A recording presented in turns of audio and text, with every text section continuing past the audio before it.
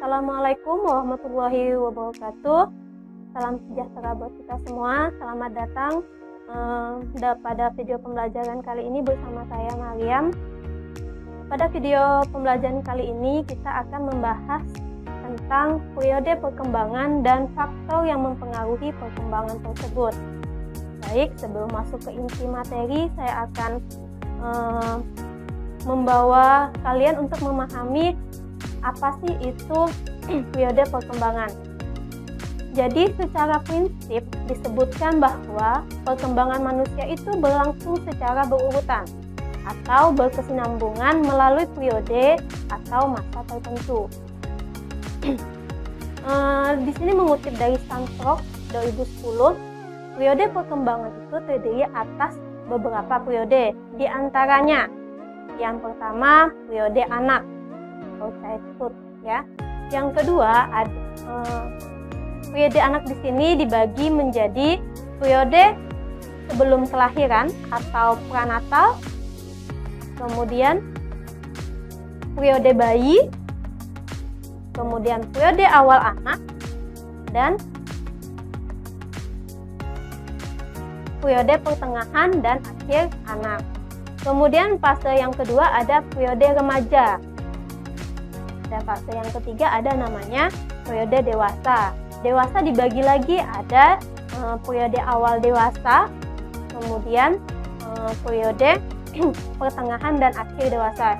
Jadi kalau secara umum periode perkembangan itu terbagi menjadi 3, masa anak-anak, remaja, dan dewasa. Cuma dalam fase anak itu ada 4 lagi tahapan, yaitu prenatal, bayi, awal anak, dan tengah serta akhir anak. Kemudian ada remaja di sini sendiri, kemudian periode dewasa.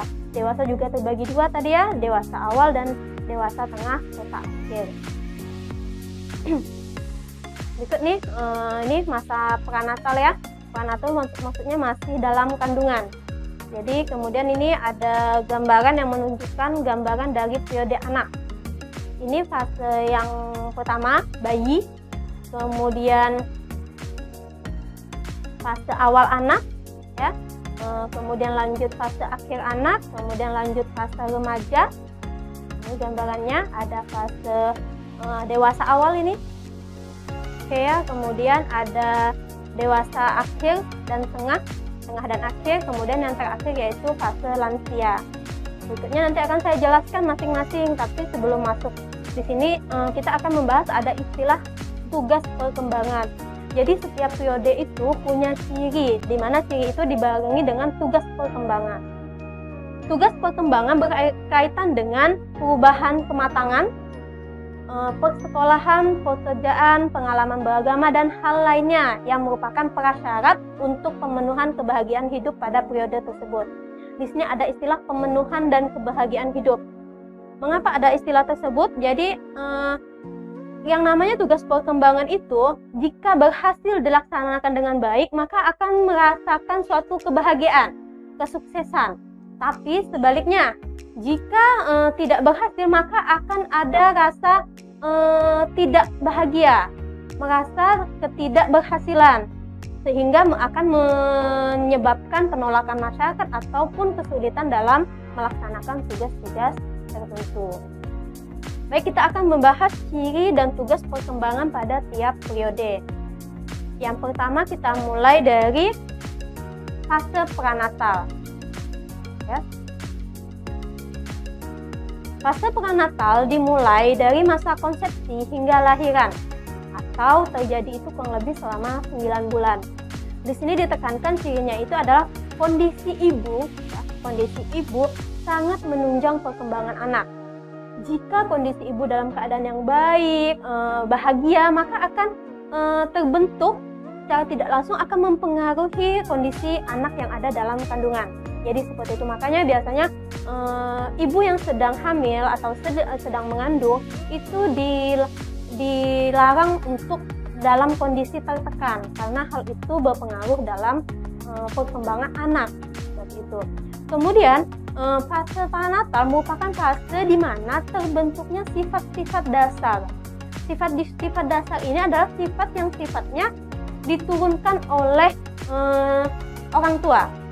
Dan ini hanya sifatnya sekali, maka dari itu dianjurkan ketika dalam fase pranatal kita berperilaku yang baik, sering mendengarkan sesuatu yang sifatnya positif, karena itu akan membantu terbentuknya sifat atau karakter yang diturunkannya itu hanya sekali untuk selamanya. Oke, paham ya? Selanjutnya kita masuk ke fase kedua. Fase kedua adalah fase bayi. Fase bayi, kita lihat kolom yang pertama itu dulu. Fase bayi itu dimulai dari usia 18 atau 24 bulan ya, dari masa lahiran sampai dia berusia 18 atau 24 bulan, kurang lebih selama 2 tahun. Masa ini adalah masa di mana pertumbuhan dan perubahan itu berjalan dengan cepat ya, baik itu secara fisik maupun psikologis. Jadi biasanya kalau dilihat anak itu dilihat ya, misal dari berat badan, biasanya itu ada pertambahannya itu tiap bulan. Makanya pada saat bayi itu sering ada posyandu untuk menimbang berat badan, karena memang ada pola atau aturannya, misalnya setiap bulan itu naiknya berapa kilo atau apa, itu karena ada di sini perubahannya berjalan dengan cepat ya. Kemudian di fase bayi juga adalah fase dasar atau masa dasar pembentukan pola perilaku, sikap, ekspresi atau emosi. Jadi di saat ini anak itu udah belajar mengenal beberapa emosi, misalnya tertawa, kemudian misalnya menangis ketika mendapat sesuatu yang tidak sesuai dengan dirinya. Kemudian di sini juga di fase akhir ya, terutama misalnya fase akhir dari bayi ini mulai kurangnya ketergantungan, kemudian ada meningkatnya rasa individualitas ya. Tugas yang harus dipenuhi pada fase ini adalah satu, bayi itu harus dilatih untuk belajar berjalan. Jadi seyogyanya pada anak usia bayi itu harus bisa belajar berjalan, maka itu harus dilatih ya. Kemudian belajar berbicara, belajar mencapai kestabilan fisik. Jadi benar-benar peran orang tua di sini adalah sebagai pembentuk atau pencapai tugas perkembangan tersebut. Kemudian pada tahap akhir juga dia di sini belajar memakan makanan padat, jadi dilatih gitu. Jadi untuk mengenal makanan. Jadi jangan sampai biasanya ada kalau tidak dilatih nanti sampai umur di atas 2 tahun pun masih memakan bubur, terus sifatnya bubur, karena tadi itu seharusnya pada fase bayi menjelang 24 bulan atau 2 tahun itu bayi itu dilatih untuk mengenal makanan padat seperti itu. Kemudian juga tugas perkembangan itu yang selanjutnya adalah masa permulaan sosialisasi. Jadi berinteraksi dengan keluarga terdekat, misalnya dengan dikenalkan, misalnya oh ini dengan menyebut sekalian berbicara ya, belajar berbicara, misalnya ini adalah ayah, papa atau ibu atau sebagainya ya. Kemudian di sini juga masa permulaan kreativitas, makanya biasanya diberikan mainan-mainan yang bisa menunjang anak itu untuk berperilaku kreativitas. Misalnya pada mainan bayi diberikan bunyi-bunyian sehingga anak itu bisa melatih pola kognitifnya untuk mengenal bunyi-bunyian tersebut. Masa yang baik untuk menaikkan baik itu secara fisik maupun perilaku. Oke, fase selanjutnya yaitu di sini adalah fase awal anak ya. Ini fase awal anak itu dimulai dari akhir bayi, dimulai dari usia 2 tahunan sampai pada anak atau bayi tersebut berusia 5 atau 6 tahun. Berarti kalau kita lihat kisarannya anak saat usianya 2, 3, 4 sampai 5 atau 6 tahun ya. Pada masa ini anak seharusnya sudah bisa menjadi lebih mandiri dan memperhatikan dirinya. Dilatih untuk mandiri. Biasanya pada masa anak ini ya, biasanya disebut juga masa prasekolah. Anak itu dilatih untuk misalnya dilatih untuk makan sendiri, kemudian dilatih untuk mandi seperti itu, mandi secara mandiri seperti itu. Kemudian di sini juga belajar mencapai kestabilan fisik. Dan mulai diperkenalkan dengan perbedaan jenis kelamin, misalnya seperti ini, oh kalau laki-laki itu anak laki-laki mainannya seperti ini, anak perempuan mainannya seperti ini, seperti itu. Bukan menggolong-golongkan atau mengkotak-kotakkan jenis kelamin, tapi berkaitan dengan seharusnya kalau laki-laki itu mainannya seperti ini, kalau perempuan itu mainannya seperti ini. dimulaikan dengan perkenalan perbedaan jenis kelamin. Kemudian kalau tugasnya, dia harus sebenarnya belajar mengenal konsep-konsep berkaitan dengan sekitar, baik itu alam maupun sosial. Jadi anak itu dimulaikan berinteraksi dengan benda-benda yang lebih konkret, diperkenalkan sehingga dia paham gitu ya. Kemudian juga diperkenalkan sesuatu yang sifatnya buruk, baik buruk, kemudian benar salah. Misalnya pada anak usia awal, anak yang fase awal misalnya usia 2-3 tahun, itu anak-anak mulai diperkenalkan misalnya jangan main pisau karena ini bisa berdampak buruk atau apa. Kemudian jangan main seperti ini karena nanti ini salah atau apa. Mulai diperkenalkan sehingga anak bisa membedakan, oh kalau seperti ini salah, oh kalau seperti ini baru benar. Gitu ya. Baik, fase selanjutnya di sini adalah fase tengah dan akhir anak. Fase tengah dan akhir anak itu dimulai dari akhir masa awal, yaitu dimulai dari 6 tahun sampai 10 atau 11 tahun. Ini kalau diperkirakan usia anak SD ya, makanya disebut dengan tahun sekolah dasar, di mana keterampilan yang wajib dimiliki anak itu adalah calistung.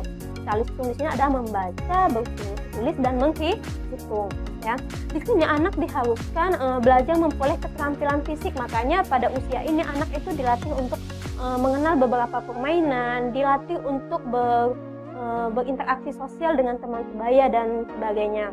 Kemudian pada fase ini juga anak memainkan peranannya dengan jenis kelaminnya, misalnya berkaitan dengan pengenalan jati diri seperti itu. Kemudian anak di sini lebih dituntut untuk mandiri, seperti itu. Makanya misalnya kalau tadi prasekolah lebih ke arah sifat yang sederhana, kebiasaan misalnya mandi, makan secara mandiri, tapi kalau ini udah belajar untuk ke sekolah secara mandiri, kemudian bertanggung jawab tentang pengerjaan tugas atau apa secara mandiri. Kemudian di sini anak juga diajarkan untuk mengembangkan konsep sehari-hari tentang bersikap positif. Jadi anak udah dimulai diajarkan, oh sifat apa yang misalnya bisa diterima oleh satu kelompok. Kelompok yang dimaksud di sini berarti kelompok sosialnya, kelompok bermain anak seperti itu. Baik, kemudian fase remaja. Fase remaja makanya tadi khusus karena remaja pada perkembangan anak disebut ada fase yang paling kompleks. Disebut paling kompleks karena di sini banyak pengaruh baik itu sosial ya dan biologis serta kognitifnya juga. Fase remaja ini adalah masa transisi atau peralihan di mana dari anak-anak menuju ke masa dewasa. Biasanya itu terjadi pada usia 12 atau 13 tahun sampai dengan 19-12 tahun. Sampai 19-20 tahun. Ditandai dengan perubahan aspek biologis. Nanti kita akan mengkaji lebih lanjut aspek biologis itu seperti apa. Misalnya yang pertama yang paling dikenal itu ada perubahan dari misalnya kalau perempuan itu mengalami fase menstruasi. Kalau misalnya laki-laki ada fase apa, nanti akan kita kaji lebih lanjut. Remaja ini sangat khas karena di sini ada perubahan yang signifikan. Dari segi emosi juga remaja ini adalah fase yang sangat berpengaruh pada emosi anak, karena di mana di sini anak mulai belajar lepas dari pengawasan orang tua. Dalam istilah anak itu belajar sangat individu, jadi belajar mengemukakan pendapat, belajar untuk memberikan pendapat, malah jadi seperti itu ya. Kemudian di sini juga adalah fase tercapainya kematangan. Kematangan yang dimaksud adalah berperilaku, keintelektualnya juga matang, kemudian perkembangan pribadinya, hubungannya dengan teman sebaya, kemudian bahkan nanti di fase akhir itu adalah dituntut untuk bisa memilih pilihan karirnya, apakah nanti untuk ke jenjang perguruan tinggi atau apa. Malah kalau misalnya ada juga di tahap akhir udah mulai belajar untuk memikirkan menikah ataupun berkeluarga, karena misalnya udah matang mencapai kematangan seperti itu. Kemudian di sini fase awal dewasa ya. Usia awal dewasa itu dimulai dari 20 tahunan ya. Kemudian yang dituntut itu adalah seorang individu pada usia ini dituntut untuk memiliki kemandirian secara pribadi yang secara utuh, benar-benar pribadi, kemudian kemandirian secara ekonomi dan dalam peningkatan karir. Kemudian tugasnya adalah dia harus bertanggung jawab sebagai warga negara. Jadi dia udah mulai kan memikirkan misalnya sebagai warga negara yang baik apa yang harus dipenuhi. Dari dewasa ini harus memikirkan hal tersebut. Kemudian juga harus punya tanggung jawab dalam kelompok sosial tertentu. Oke.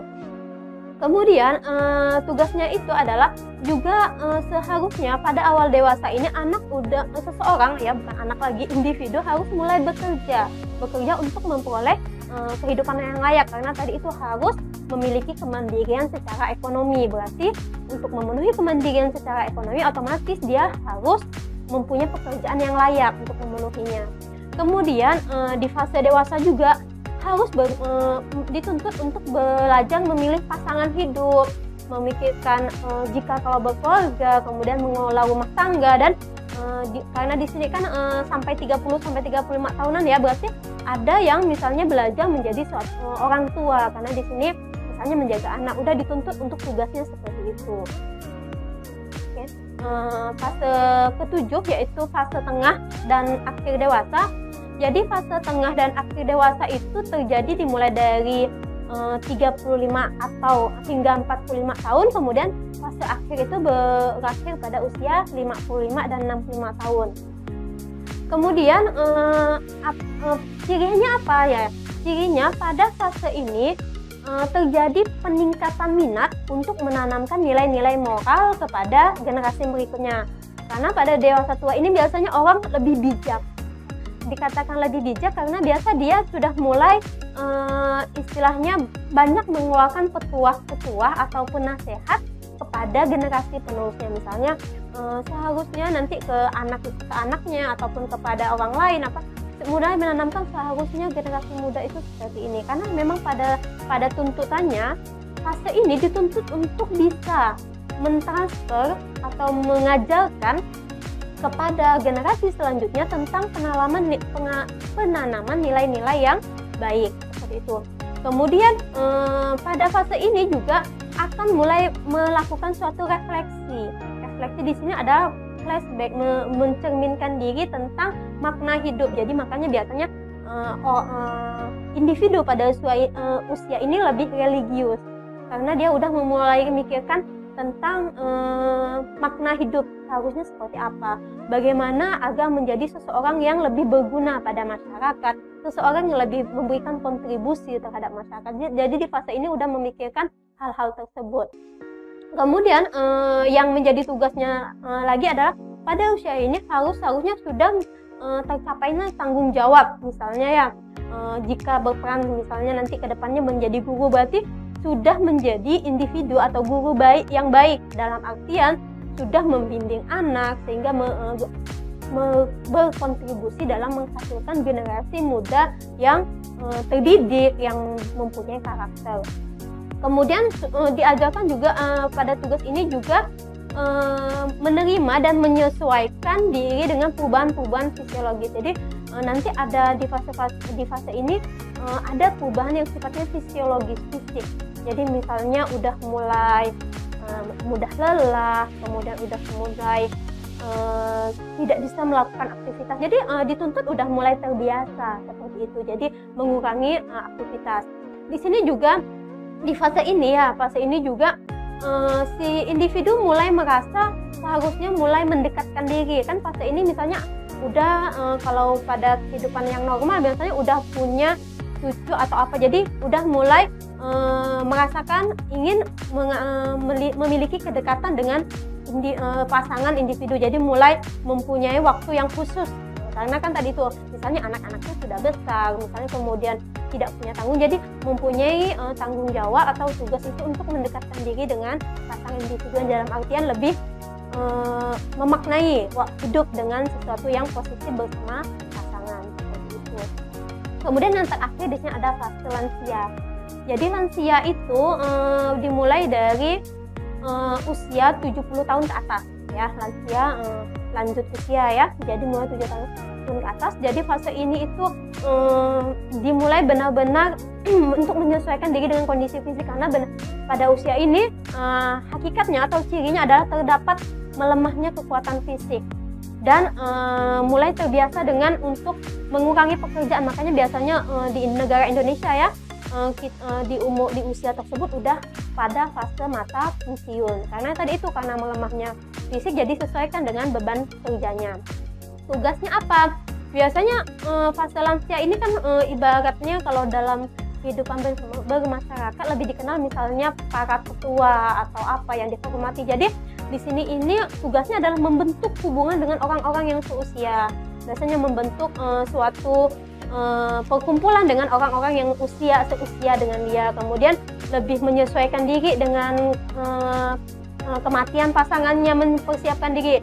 Jadi pada fase ini kemungkinan pasangan akan meninggalkan saat. Jadi bagaimana caranya si psikologis individu ini udah terlatih untuk mempersiapkan diri dengan kematian pasangannya, seperti itu ya. Kemudian mulai pengaturan kehidupannya untuk melaksanakan sesuatu secara maksimal. Biasa di usia lansia ini intinya kita lebih religius, lebih ingin memaknai hidup, akan berperilaku terhadap yang baik-baik.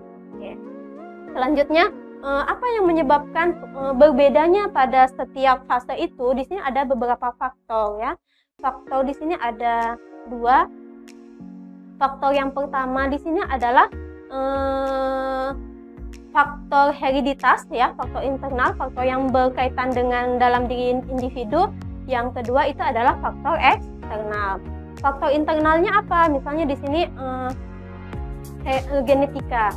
Apa sih faktor genetika atau lebih dikenal dengan faktor hereditas? Itu adalah karakteristik yang individu yang diwariskan oleh orang tua kepada anak, yang baik itu secara fisik maupun psikis, dan dimiliki individu itu sejak masa konsepsi. Seperti saya jelaskan sebelumnya bahwa ada sifat atau karakter yang diturunkan sekali selamanya pada saat bayi atau individu itu masih dalam kandungan. Nah, ini yang dimaksud. Jadi faktor genetika yang menentukan karakter pada individu itu adalah dipengaruhi oleh konsepsi, yang dimaksudkan adalah sebagai pewarisan sifat. Nah, jadi walaupun ada teori yang bilang pewarisan sifat ini sebenarnya tidak terlalu dominan, karena disebutkan bahwa pewarisan sifat ini hanya ada sebagian kecil, lebih besar adalah faktornya yang dipengaruhi oleh lingkungan. Kalau diklasifikasikan faktor gen atau faktor genetika itu seperti apa? Misalnya kualitas sistem saraf, misalnya seperti ini. Ada yang bilang bahwa, atau ada teori yang bilang bahwa kematangan intelektual anak itu diturunkan oleh orang tuanya. Misalnya tentang karakter atau sikap bisa diturunkan oleh si bapak atau ayah. Sedangkan untuk kematangan intelektual biasanya berkaitan dengan si ibu. Nah, itu ada teori yang bilang seperti itu. Cuma sekali lagi nanti ditekankan, ada teori lain bilang bahwa sebenarnya itu sebagian kecil saja. Nanti yang lebih berpengaruh adalah pembentukan oleh lingkungan. Kemudian ada keseimbangan dari segi biokimia. Di sini ada berkaitan dengan fisiknya. Kemudian struktur tubuh. Struktur tubuh apa ini maksud? Misalnya seperti ini. Ada yang memang dilahirkan mempunyai otot-otot yang kuat. Seperti itu. Itu karena dipengaruhi oleh gennya emang yang kuat. Seperti itu. Baik, selanjutnya faktor yang lingkungan. Lingkungan di sini ada 4 ya. Yang pertama keluarga. Keluarga itu adalah pusat intensi bagi anak. Dikatakan pusat intensi karena ketika anak mengenal dunia pertama itu adalah keluarga. Jadi dikatakan di sini ada pusat nilai, pusat anak mengenal diri, jati dirinya yang pertama, seperti itu. Jadi kalau misalnya ada 5 sebenarnya peran keluarga di sini. Yang pertama itu di fase bayi. Jadi di fase bayi orang tua itu katanya sebagai perawat. Perawat dalam artian merawat si individu anak. Kemudian ada fase anak-anak, dia sebagai pengasuh dalam arti, kalau tadi merawat, ini pengasuh dalam artian prasekolah. Jadi mengasuh bagaimana caranya anak-anak itu berinteraksi dengan dunia yang seadanya dulu. Kemudian nanti fase sekolah itu fase pendorong di mana melatih anak untuk mendorong melakukan hal-hal yang sebaiknya menjadi tugas. Tadi sesuai tugasnya kan ada, misalnya fase anak itu seharusnya anak bisa membaca, menulis, dan berhitung. Berarti di sini sebagai pendorong bagaimana keterampilan tersebut dipilih. Kemudian fase remaja. Fase remaja di sini peran orang tua adalah sebagai konselor atau pembimbing. Jadi di sini sesuai dengan teorinya tadi, fase remaja adalah fase yang paling kompleks di mana anak-anak itu berkembang secara sosial, ekonomi. Maka orang tua sebaiknya tidak memaksakan kehendaknya, tapi melainkan sebagai konselor. Kemudian yang kedua adalah fase sekolah. Dikatakan bahwa sekolah memiliki tanggung jawab atau program pertama dalam mewujudkan beberapa hal, misalnya tentang pelatihan, kemudian pengembangan, pengajaran untuk membentuk kepribadian siswa secara optimal, terutama kematangan intelektual, bagaimana melatih untuk bersosial, seperti itu. Kemudian teman sebaya. Teman sebaya dikatakan bahwa anak itu lebih mudah dalam lingkungan sosialnya jika dengan anak yang sebayanya. Seperti itu. Jadi di sini teman sebaya ini tempat bersosial. Kemudian yang terakhir adalah media massa. Media massa, contohnya televisi, adalah faktor yang terbesar di dunia yang modern sekarang. Misalnya dia sebagai pendidikan, sebagai hiburan, dan sebagai juga pembentukan karakter. Jadi media massa di sini bisa bersifat positif dan negatif. Nanti kita akan lebih kaji lagi sebenarnya apa saja yang bisa menjadi faktor penyebabnya perbedaan individu dari 4 ini. Oke, hanya ini saja penjelasan saya kali ini. Selebihnya nanti kita akan diskusi. Saya akhiri video pembelajaran kali ini. Wassalamualaikum warahmatullahi wabarakatuh. Terima kasih atas perhatiannya. Selamat siang dan salam sejahtera.